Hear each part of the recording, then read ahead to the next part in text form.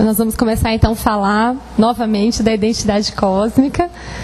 Como eu já estava dizendo, nós estamos... Desculpa para quem está começando a assistir agora, a gente teve 2 minutinhos antes de entrada, mas nada que dê para perder o fio da meada, tá?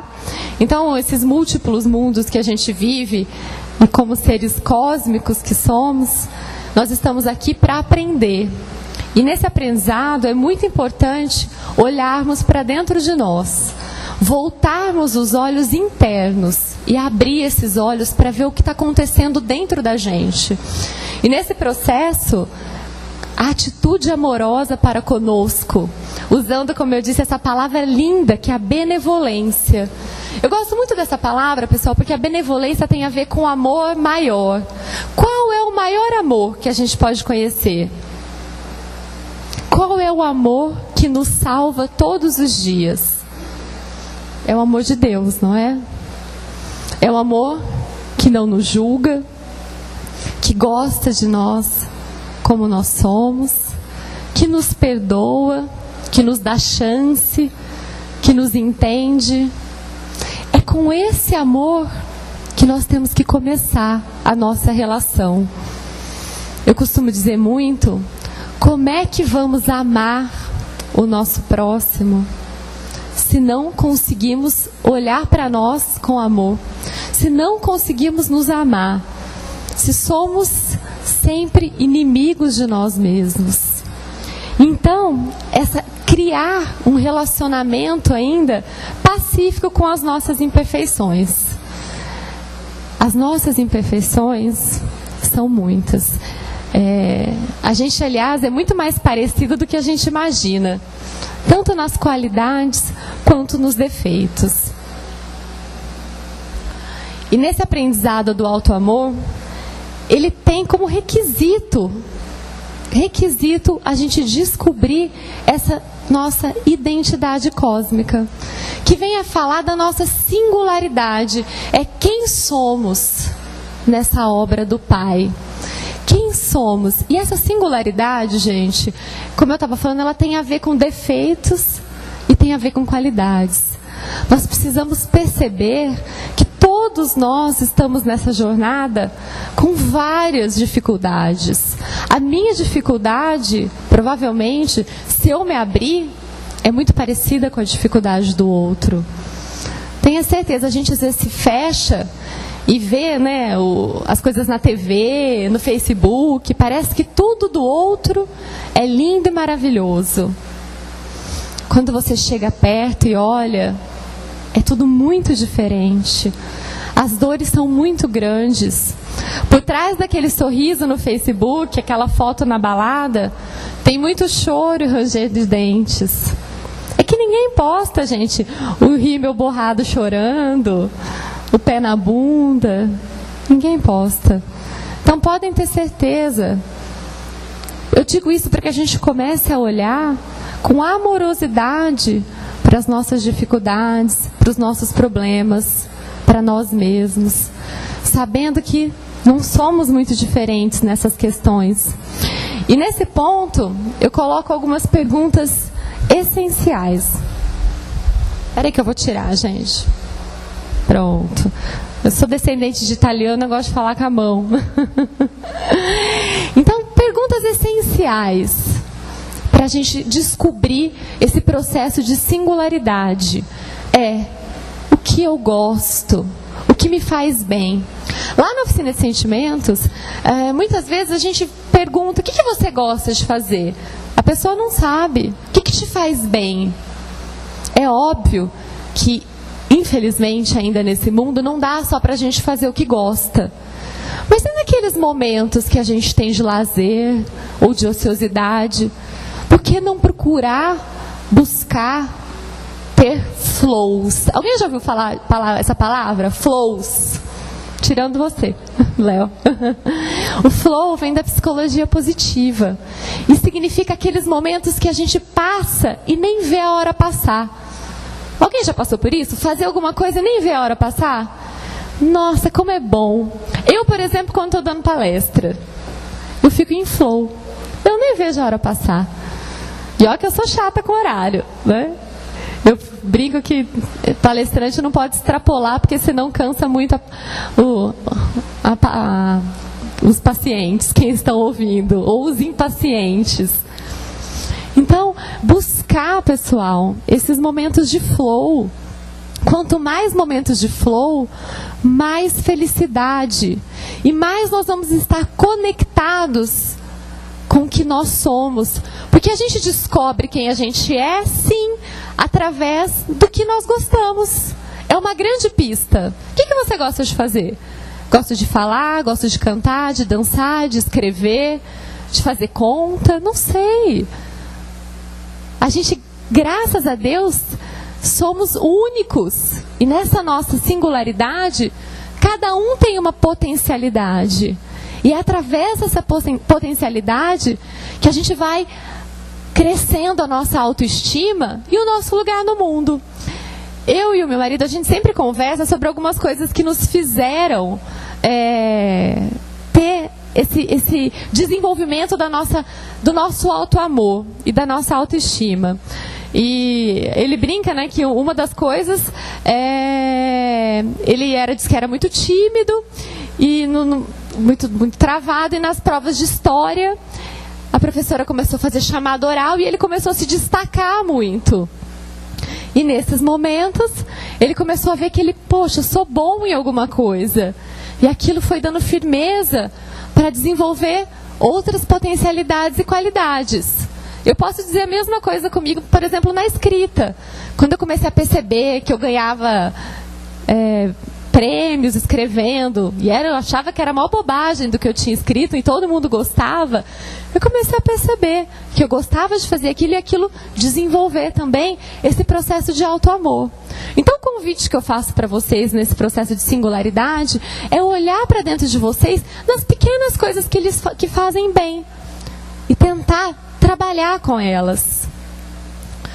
Pessoal, quando a gente não olha para isso e começa a rejeitar essa nossa identidade exclusiva, não aceitando quem nós somos, nós começamos, infelizmente, a entrar no conflito.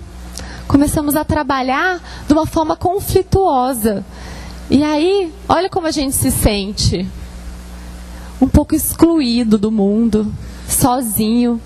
Como se a gente, com as nossas dores, estivéssemos só.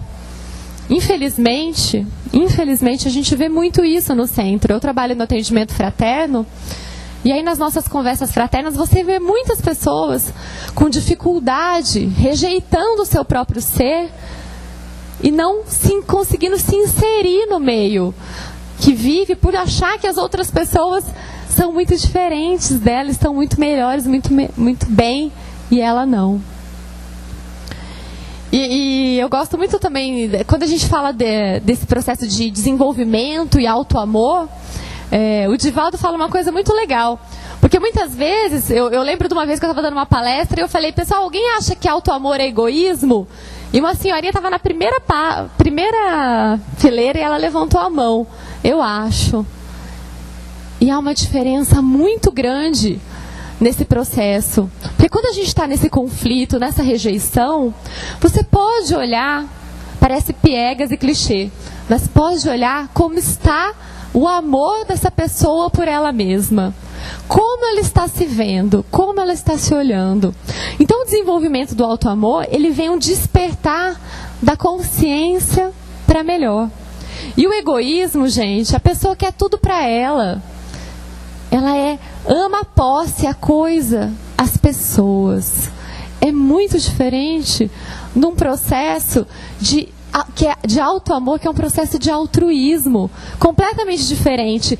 Eu quero estar bem e quero que o outro esteja bem também. A gente estava conversando, o meu marido foi fazer uma palestra hoje à tarde, e ele falou, Érica, como é que faz um mundo melhor? Como é que faz um mundo melhor, gente? Como é que a gente pode fazer um mundo melhor? Através de pessoas melhores, não é? E como a gente faz pessoas melhores? Tem jeito de ser para fora, pessoal? O processo é interno. Ele tem que começar de dentro. Não tem outro jeito da gente fugir. Seria fácil, ou até cômodo, não sei, ou talvez muito cansativo se o outro pudesse fazer pela gente. Mas não pode. Esse processo somente nós podemos fazer. E a jornada que estamos aqui, e Deus nos conclama o tempo todo a fazer essa jornada, de olhar para dentro de nós e começar a despertar essa luz através desse processo de aceitação. Um processo de aceitação. Pessoal, o quanto nós aceitamos a nossa realidade? Se eu disser para vocês hoje que está tudo bem, que tudo que está acontecendo na vida de vocês está exatamente como deveria acontecer, vocês aceitam? Aceitam, pessoal? É difícil, não é? A gente sempre acha que tem alguma coisa fora do lugar. Dentro de nós e fora. Tem uma historinha do Jonas e a baleia, alguém conhece? Então Jonas, Deus veio e pediu para Jonas, que era um rapaz muito virtuoso, que fosse pregar em Ninívia. Eu não tenho certeza se é esse o nome da cidade, tá, gente? Nineva, Nínive, uma coisa assim. Se alguém souber certinho, me avisa. Níniva, isso, obrigada. Níniva. E Jonas não quis, não gostava, tinha uma certa resistência que o pessoal de Nínive falou, não, eu não, vou para o outro lado. E foi para o outro lado, não aceitando o que Deus havia pedido a ele. E aí ele se escondeu num barco e Deus mandou uma tempestade. E nessa tempestade, os tripulantes, marinheiros desesperados, começaram a tentar entender o que estava acontecendo e descobriram ele lá, o intruso. E nesse momento, na época, eles tinham muita mania de jogar dados, búzios, essas coisas para ver o que estava acontecendo, pedras. Eles descobriram que era por causa do intruso. O que fizeram? Jogaram Jonas no mar. Para que Jonas não morresse, Deus manda a baleia para que engula Jonas. E Jonas lá dentro, gente, naquele sofrimento, lembra de quem? De quem que a gente lembra no sofrimento? De quem? De Deus. Oh, meu Deus, né? Oh, meu Deus. E aí Deus fala o que para Jonas? Vá para Nínive e aceite. Então, muitas vezes, pessoal, a gente não aceita, não entende, e as coisas acontecem na nossa vida como tem que acontecer para pôr as coisas no prumo, para pôr aonde a gente tem que ir, aonde a gente vai aprender mais, o que vai realmente fazer a diferença e nos desenvolver. Então, quando a gente começa a aceitar, e aceitar é diferente, parece que é uma palavra passiva, né? Nossa, eu estou aceitando. Não. Quando você aceita, você traz para o seu consciente. E aí você transforma. Na aceitação, pessoal, é onde há o maior processo de transformação. E na não aceitação? Olha só esse desenho. Mergulhados no inconsciente. Quando a gente está mergulhado na inconsciência, o que age na gente? É o inconsciente. Alguém já ficou com raiva? Por exemplo, você está lá na sua casa, aí seu marido, ou sua esposa, ou sua filha está para chegar, aí você vê uma coisa que você não gosta. Aí você diz assim, eu não vou brigar hoje. Hoje eu vou conversar. Eu não vou brigar, eu não vou brigar, eu não vou brigar. A hora que a pessoa chega, você briga. Você não disse que não ia brigar? O que está agindo em você? É a consciência ou a sua inconsciência? Conseguem ver a importância da gente trazer aceitação? Olhar para aquilo? Outro exemplo que eu gosto muito é o do ciumento.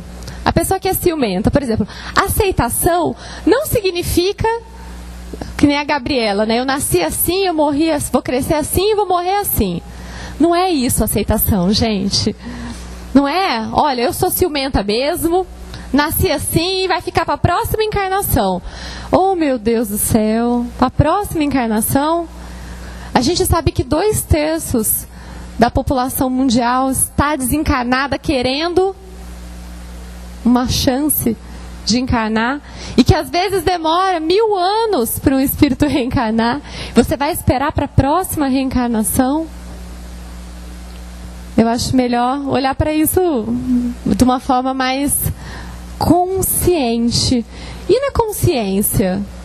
Eu sou ciumento, isso me faz sofrer, isso faz sofrer o meu companheiro, a minha companheira. Deixa eu olhar para dentro disso e ver o que está escondido nessa minha atitude. Por que quando ele está ou ela está conversando com outra pessoa, eu me sinto furiosa? Porque quando não está sobre o meu domínio, me faz mal? Pode ser uma insegurança? E aí eu vou trabalhar. Por que eu me sinto inseguro? Eu me sinto menor, de alguma forma? Compreendem o que é trazer para o consciente? Trazer para o consciente é trazer clareza, trazer lucidez. E a lucidez é que nos vai fazer transformar essa nossa encarnação. A gente parar de agir no automatismo. Começar a agir de forma assertiva. Conseguimos isso de uma hora para outra? É possível? Alguém consegue fazer isso? Alguém consegue? Pode ser, com muito treino, com muita vontade, caindo muitas vezes. E esse processo, gente, é a mesma coisa. Esse processo de autoburilamento, de observação, de desenvolver essa relação pacífica com nós mesmos, e assim essa nossa singularidade, descobrindo essa nossa identidade, não vai ser de uma hora para outra. Se a gente achar que vai ser de uma hora para outra, a gente vai cair no martírio. Alguém sabe aqui o que é o martírio? Já ouviu falar? O martírio é essa cobrança excessiva de quando a gente conhece, por exemplo, a doutrina e ainda não consegue fazer. Poxa, mas eu conheço, eu estou desde os 17 anos, faz 21 anos, gente, que eu leio isso, que eu ouço isso, que eu vejo isso e não consigo fazer. Oh, meu Deus, eu sou isso, eu sou aquilo. Não. A atitude amorosa comigo é eu entender que eu estou no processo e tentando. E as minhas quedas fazem parte do caminho.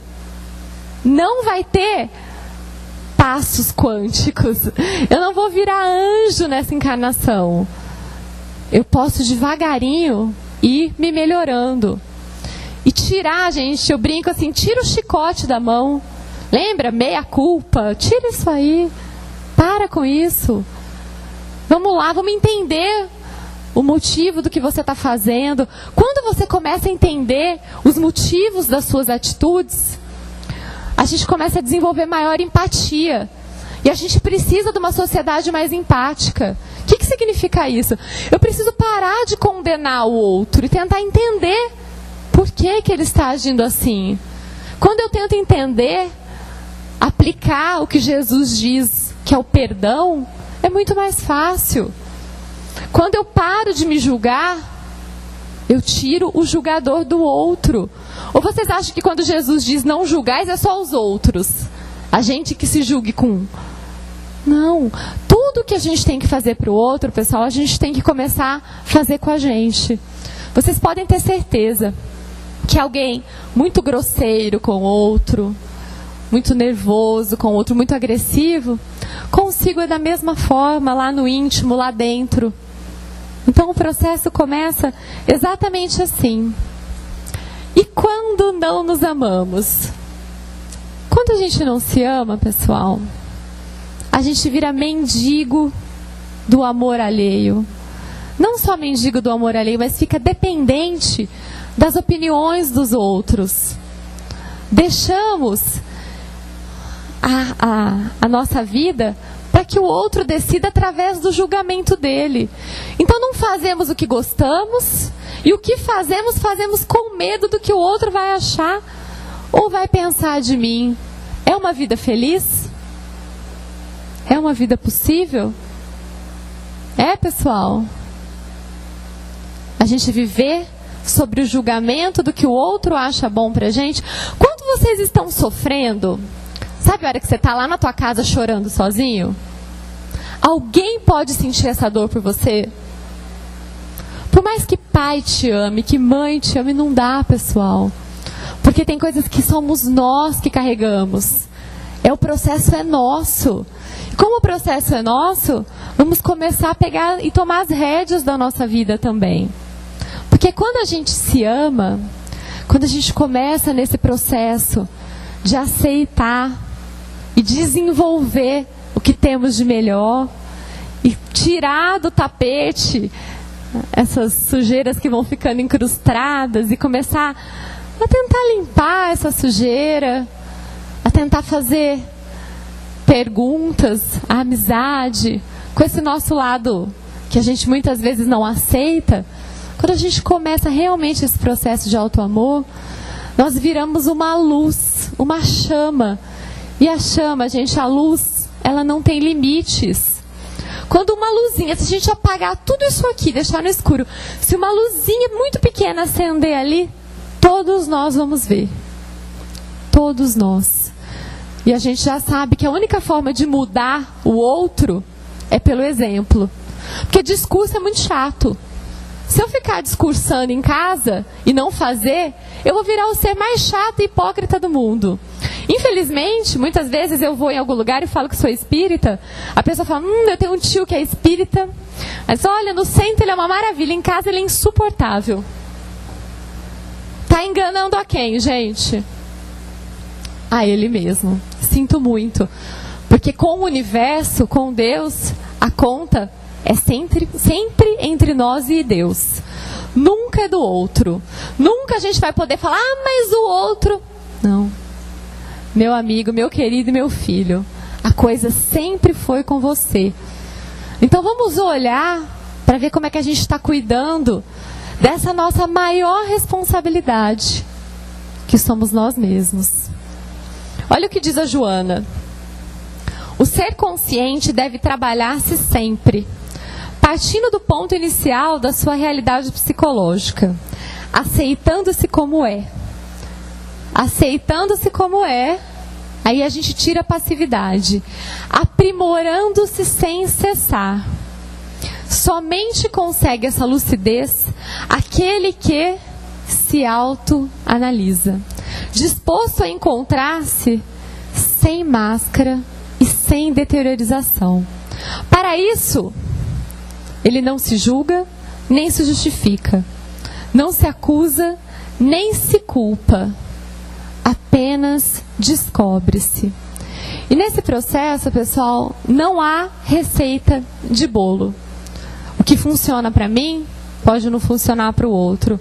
O caminho é tão bom porque para cada um ele é de um jeito.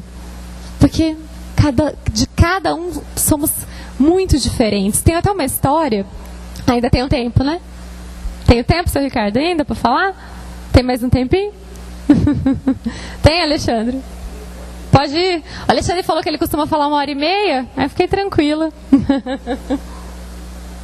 Não vou falar tudo isso não, gente, é brincadeira.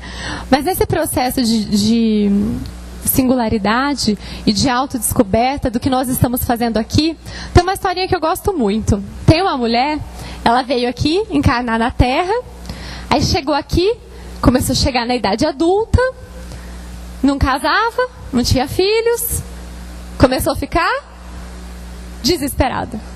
Ai meu Deus, eu não casei, eu não tenho filhos, todo mundo casou, minhas amigas, preciso casar, preciso ter filho, preciso casar, preciso ter filho. Alguém conhece alguma história assim?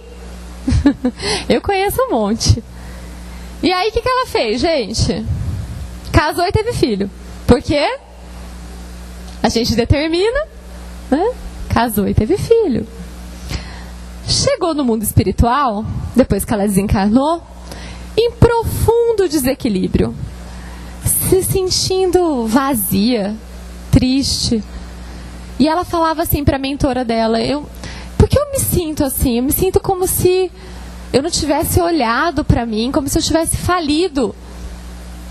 A mentora dela disse, olha, querida, não é que você faliu, mas é que, na verdade, você já tinha tantos créditos que você havia conseguido a possibilidade de encarnar nesta vida sem ter que ter marido e filhos. Você ia poder cuidar de você, olhar para você, se descobrir e trabalhar esse processo. Por que eu contei essa história? Para a gente tomar cuidado com essa história de quero ser igual a todo mundo. De eu não tenho isso, eu não tenho aquilo, o outro tem. A tua história é só tua. E tá tudo certo. Não precisamos forçar uma coisa que não vem pra gente, que não é nossa. Porque muitas vezes nós estamos nos livrando realmente. Não pegando karmas ou coisas que não precisamos. Quantos os espíritos nos dizem, às vezes nas salas mediúnicas, você está pegando karma que não precisa. Vai aprender com isso?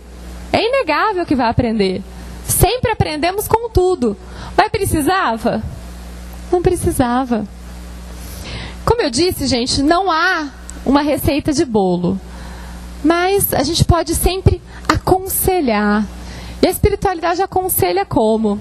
Nesse processo de ir e fazer essa luz crescer do alto amor.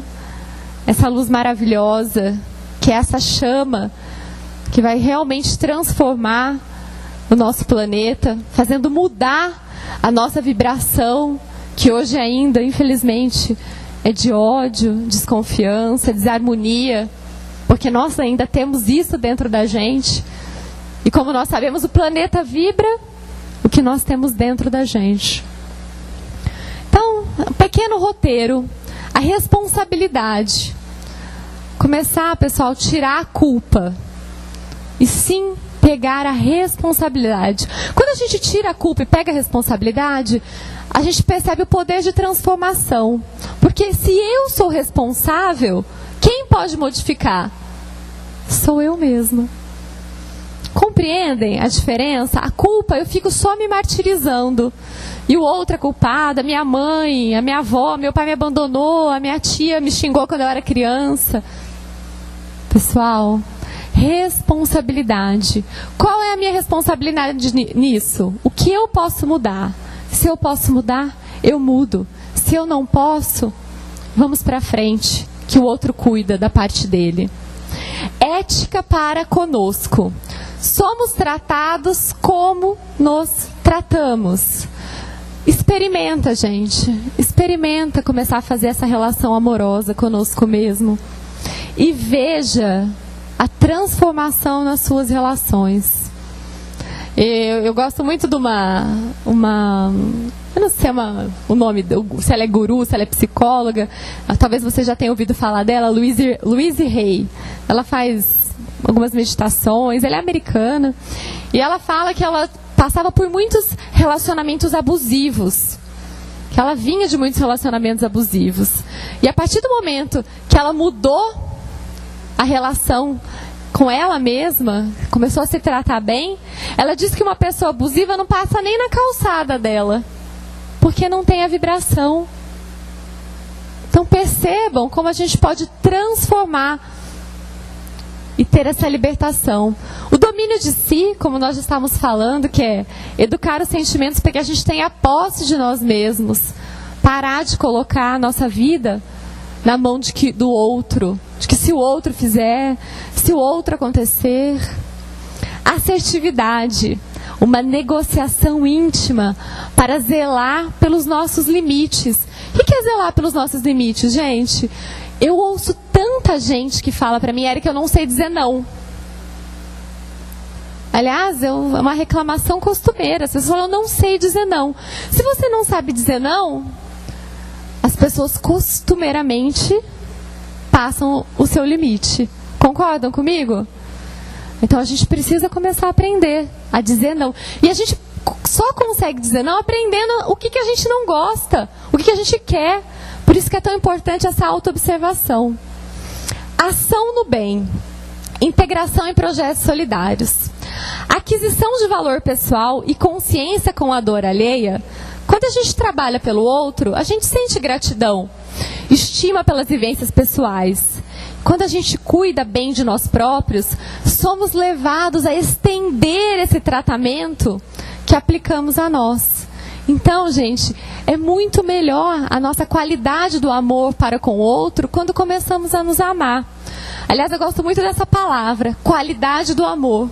Qual é a qualidade que nós damos de amor para o outro? Qual é a qualidade? É um amor possessivo, que só faz se receber em troca? Ou é um amor que assemelha com aquele amor que a gente estava falando, benevolente? A gente só vai conseguir amar o outro com essa qualidade, com essa benevolência, quando a gente começar a amar nós, a nos amar dessa forma. Ter as rédeas de si mesmo, como nós já havíamos falado.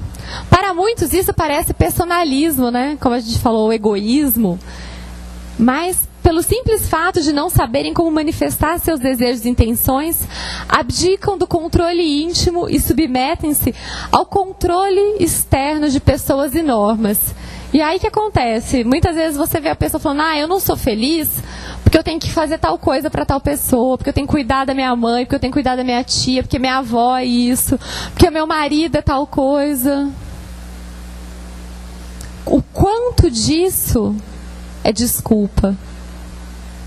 O quanto disso é você não querendo se autorresponsabilizar pela sua própria felicidade? Porque a vítima, gente, eu costumo dizer que a vítima é a maior egoísta do mundo. Ela quer todas as atenções para ela. E geralmente consegue. Mas o papel da vítima é muito caro. Porque ela acaba tendo que se submeter às tragédias alheias para continuar naquela situação. Construção da autonomia. Capacidade de sustentar sentimentos nobres acerca de nós mesmos. Lembra que eu falei para vocês que é devagar? Nós não vamos conseguir fazer aquele equilibrismo? Aquele fio do equilibrista? Eu brinco que se eu falar para vocês, vamos fazer um problema de física quântica agora? Poucos vão conseguir. Mas se a gente estudar, quem sabe a gente consegue. Um dia a gente consegue, com certeza, se fizer com afinco. E essa questão também de sustentar sentimentos nobres sobre nós mesmos, a gente pode trabalhar e conseguir também essa relação amorosa conosco, de parar de se sentir errado, se sentir no lugar como se fosse indevido, sentir que é estúpido, burro, não merece. Quantas vezes a gente fala isso para nós mesmos? Infelizmente, ainda temos esses diálogos internos. De vez a gente sustentar, não, você merece. Você errou, mas você vai conseguir da próxima vez. Você está tentando. Sem desculpismo, tá, gente? O que é desculpismo? É você ficar se desculpando. Não é desculpismo. É realidade. É trazer consciência. Eu fiz por isso e eu não fiz por aquilo. Exatamente. Emmanuel diz que se tem uma pessoa que nós temos que ser pelo menos sinceros, é conosco mesmo. Se não formos sinceros conosco mesmo, não sairemos das trevas da inconsciência e o nosso planeta vai continuar mergulhado dessa forma que está na inconsciência, como a gente vê tantos crimes, tantas desgraças ainda, infelizmente. Aprender a reconhecer o que queremos e o que não queremos. Como eu já disse, quase sempre a gente sabe o que não quer, e nessa busca é muito importante as perguntas essenciais. E por fim, gente, eu sei que falei bastante, mas estamos terminando. Sentir-se bem consigo mesmo é sinônimo de felicidade e dá acesso à liberdade. É permitir a centelha sagrada de Deus acenda em nós, revelando assim a nossa identidade cósmica e o nosso caminho nessa jornada maravilhosa, fazendo florescer as nossas melhores coisas e assim transformando esse mundo num mundo florido de felicidade, paz, amor e muita luz. Gratidão, gente. Obrigada.